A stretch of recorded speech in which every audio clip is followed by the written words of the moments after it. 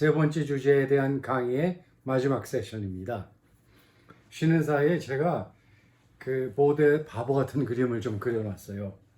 방금 우린 통칙 이야기하지 않았습니까? 가설이 검증되었는데, 다시 말해서 가설이 현실과 일치하는가, 상응하는가를 확인해 봤더니 항상 그런 건 아니더라는 거죠. 어떤 지역, 어떤 역사적인 구획, 역사적인 상황, 어떤 시간대 속에서만 맞아 들어가더라. 그걸 우리는 통칙, generalization이라고 부른다. 이런 얘기를 했어요. 이것과 같아요. 여기 있는 거는 무지무지하게 많은 도깨비들이에요. 여러분, Ghostbusters라는 그 약간 바보 같은 미국 영화도 있지 않습니까?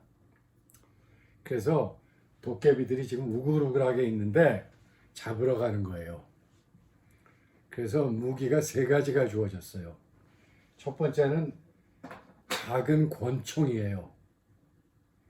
그래서 탕 하고 쐈더니 도깨비 하나가 이제 없어졌어요. 죽었어요. 통칙입니다. 즉, X가 Y를 불러일으킨다는 가설이 한 개 내지는 두 개의 사례에서만 맞아 들어간 겁니다. 그렇다고 해서 이 권총이 쓸모없는 건 아닙니다. 적어도 이 두 개의 사례에서는 내 기대가 맞은 거니까. 한국에서 어떤 정치 현상이 X 때문에 나타난다. 이게 뭐 잘못된 겁니까? 괜찮은 통칙입니다. 그러나 범위가 좁지요. 이걸 우리는 협범위 통칙이라는 어려운 말로 씁니다만, 그것까지 지금 얘기할 필요는 없고. 두 번째는 제가 그린다고 그랬는데, 대포로 받아들여 주십시오. 대포로 펑 쐈더니 이만큼 도깨비를 잡았어요. 아까의 통칙보다는 좀 범위가 넓죠? 예를 들어 라틴 아메리카의 경우 여러 나라 있지 않습니까? 혹은 중동의 경우 여러 나라 있지 않습니까? 또 유럽의 경우 북유럽, 남유럽 다 합치면 굉장히 크잖아요. 마지막으로 여기 제가 누크 핵폭탄 떨어뜨렸더니 도깨비들 완전 전멸했어요. 이건 조금 사례가 다르죠. 그러니까 대포와 권총은 상당히 많은 사례 속에서 상당히 많은 도깨비를 잡았지만 모두 잡질 못했어요. 그러니까 항상 아까 말한 조건이 달려있는 겁니다. 그게 통칙입니다. 근데 핵폭탄 떨어뜨리니까 완전히 도깨비들이 완전 박멸되었거든요. 모든 사례 속에서 그렇다. 이런 얘기죠. 이 핵폭탄을 뭐라고 부르냐면 우리는 law, 법칙이라고 부릅니다. 법칙의 예는 이런 거죠. 뉴턴의 힘의 법칙. 그거는 지구상 어디에서나 500만 년 전이나 지금이나 다 들어맞아요. 그러니까 law, 법칙입니다. 한자로 한번 써봤어요.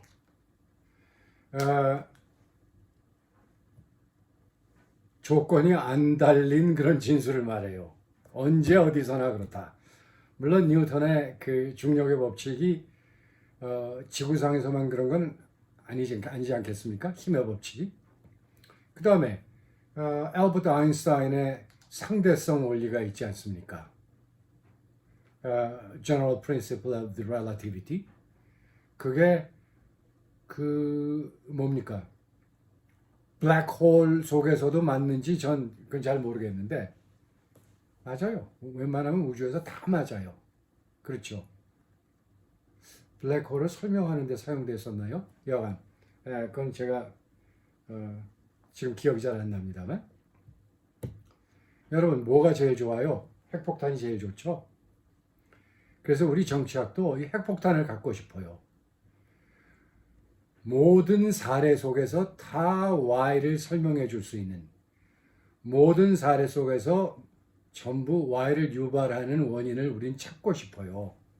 그런데 그건 불가능하지 않겠습니까? 그래서 우리는 law, 법칙, generalization, 통칙을 일컬어 그냥 편안하게 이론이라고 부릅니다. 그러니까 이론은 도구인데 인과형 진술의 형태를 취하고 있고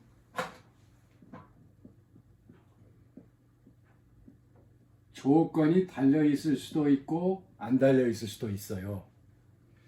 그러니까 더 강력한 이론일수록 조건이 안 달려 있겠죠. 그러나 여러분, 이거는 우리가 잡고자 하는 무지개예요. 그러니까 정치 현상을 설명해 줄 수 있는 그런 일반적인 법칙을 우리가 만들기란 사실상 불가능합니다. 우리가 끌어낼 수 있는 것은 거의 다 통칙들입니다. 즉 인과형 진술이기는 하되 조건이 달려있는 진술이죠. 왜 그런가?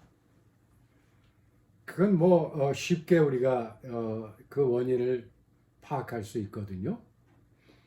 첫 번째, 우리의 연구 대상인 정치 현상은 정치적 목적을 가진 인간들의 상호작용이에요.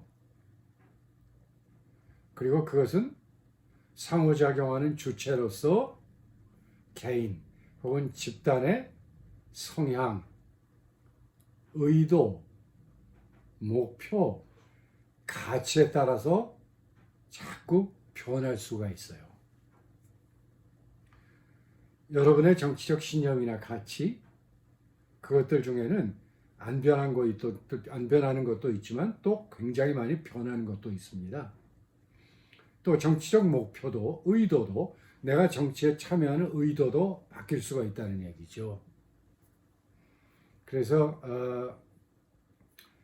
게브럴 아먼드라고 불리는 이미 돌아가셨지만 미국의 아주 저명한 60년대, 70년대 미국 정치학계뿐만 아니라 전 세계 정치학계에 아주 큰 영향력을 행사한 분이신데 그분이 비교 정치하는 분입니다. 또 정치적 변동 혹은 요즘 사용되지 않는 용어로 정치 발전에 관해서 아주 좋은 책들을 많이 쓰시고 좋은 그 설명 도구들을 만들어내신 분인데 그분이 쓴 아주 재미있는 논문이 하나 있습니다. 70년에 출간된 것으로 기억합니다. 그 미국의 유명한 저명한 정치학 관련 학술지인 World Politics라는 학술지에 게재된 글인데 논문인데 제목은 Clouds, Clocks and the Study of Politics. 그러니까 구름과 시계와 정치학 연구라는 아주 재미있는 제목을 갖고 있어요. 근데 제목을 사실은 20세기를 대표하는 과학자학자 칼 퍼퍼의 또 다른 논문으로부터 빌려온 겁니다. 그 양반이 쓴 논문 중에 하나가 그 중에 하나가 제목이 Of Clouds and Clocks. 그러니까 구름과 시계에 관하여. 이제 아몬드 선생님께서 그 논문으로부터 이 퍼퍼의 글로부터 제목을 이제 조금 빌려오신 것 같은데 여기서 cloud는 뭘 말합니까? 구름은 자꾸 변하잖아요. 그러니까 좀 어려운 말로 무정형적이다. 정해진 형태가 없이 자꾸 변한다는 거고 이른바 불규칙성을 암시하고 있죠. clock은 역시 뭘 암시하고 있습니까? 정확성, 규칙성 이걸 표현하거든요. 그래서 세상의 모습이 cloud-like 하냐, clock-like 하냐 이제 이 문제예요. 자연과학의 경우 이제 뉴턴 식의 사고를 우리가 뭐라고 부릅니까? 뉴토니안 피직스. 그걸 우리는 이제 determinism, 결정론적인 시각. 모든 물리적인 현상은 엄격한 법칙에 따라 이루어진다. 이제 이렇게 보는 거잖아요. 물론 그것도 20세기 들어와서 조금씩 붕괴되기 시작하고 있습니다만, 만약 세상을 클라우드로 본다면 과학하기 힘들지요.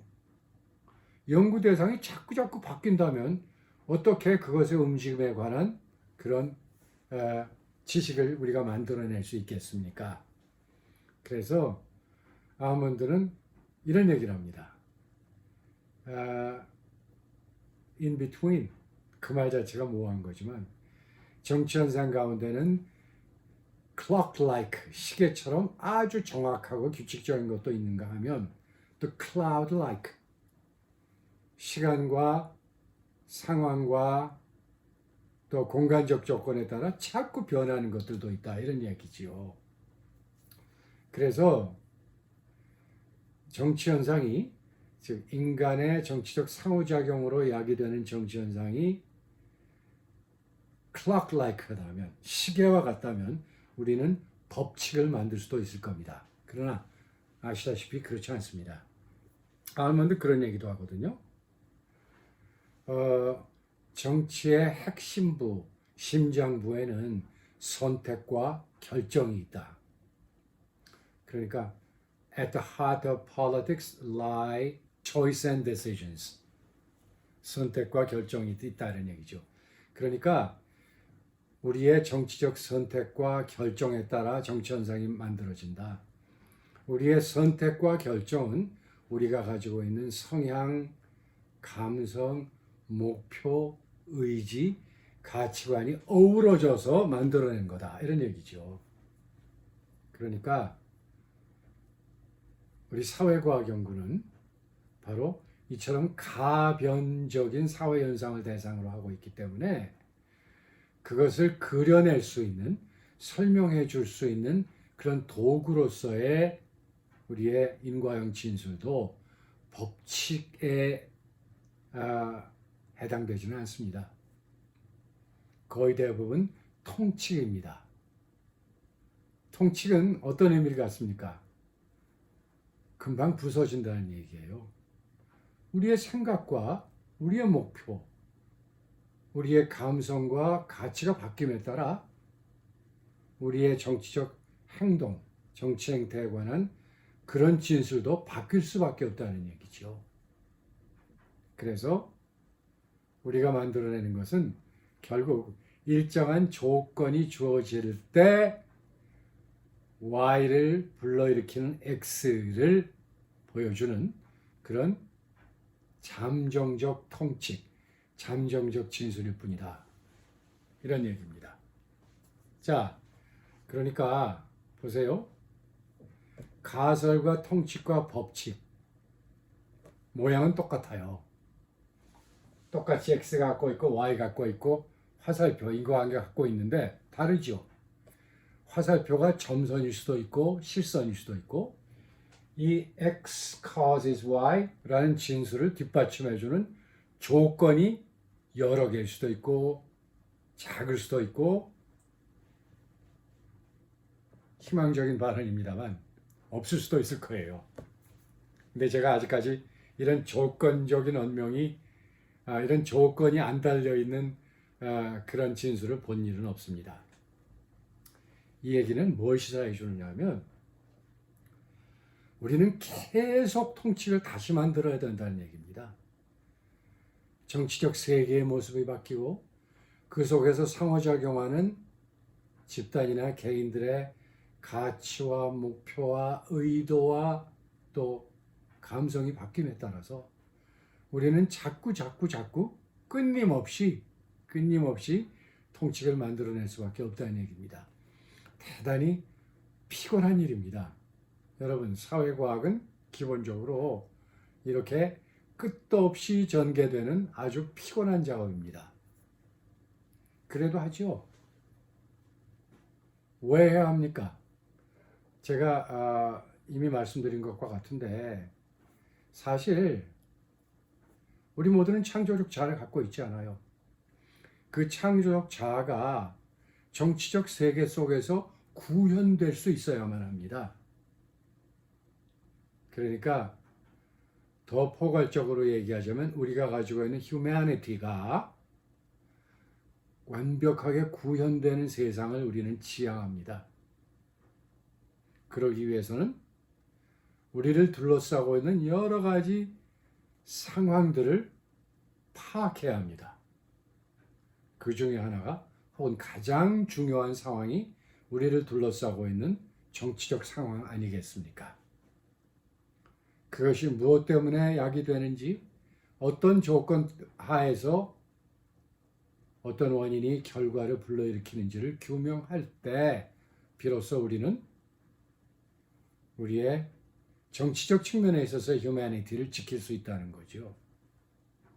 인간성을 지키고 구현하기 위해서는 우리의 존재를 구속하고 있는 사회적 상황, 그 중에서도 정치적 상황, 정치적 현실을 규명해야 합니다. 그래서 도그마나 억설이나 광적인 이데올로기가 우리의 휴머니티, 우리의 인간성을 좀먹지 않도록, 억압하지 않도록 방어해야 됩니다. 그래서 우리는 이렇게 피곤한 일이지만 계속 통치를 만들어냅니다.